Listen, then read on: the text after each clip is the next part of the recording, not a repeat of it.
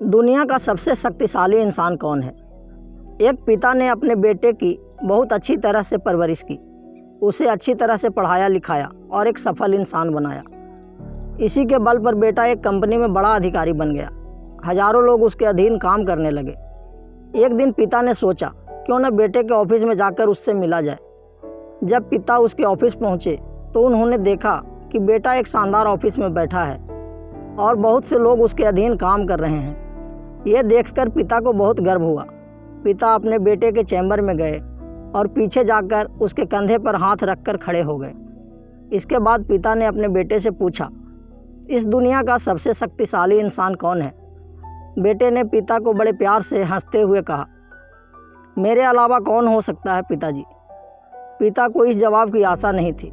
उन्हें विश्वास था कि उनका बेटा गर्व से कहेगा, पिताजी, इस दुनिया के सबसे शक्तिशाली इंसान आप हैं, जिन्होंने मुझे इतना योग्य बनाया। बेटे का जवाब सुनकर पिता की आंखें भर आई। वो चैम्बर के गेट को खोलकर बाहर निकलने लगे। उन्होंने एक बार फिर पीछे मुड़कर पुनः बेटे से पूछा, एक बार फिर बताओ, इस दुनिया का सबसे शक्तिशाली इंसान कौन है? पुत्र ने इस बार कहा, पिताजी, आप हैं इस दुनिया के सबसे शक्तिशाली इंसान। पिता ये सुनकर आश्चर्यचकित हो गए। उन्होंने कहा, अभी तो तुम अपने आप को इस दुनिया का सबसे शक्तिशाली इंसान बता रहे थे, अब तुम मुझे बता रहे हो। बेटे ने हंसते हुए उन्हें अपने सामने बिठाते हुए कहा, पिताजी, उस समय आपका हाथ मेरे कंधे पर था। जिस पुत्र के कंधे पर पिता का हाथ हो वो तो दुनिया का सबसे शक्तिशाली इंसान ही होगा ना। पुत्र की बात सुनकर पिता की आंखें भर आई। उन्होंने अपने पुत्र को कस करके अपने गले लगा लिया। सच है, जिसके सिर पर पिता का हाथ होता है वो इस दुनिया का सबसे शक्तिशाली इंसान होता है। Life management.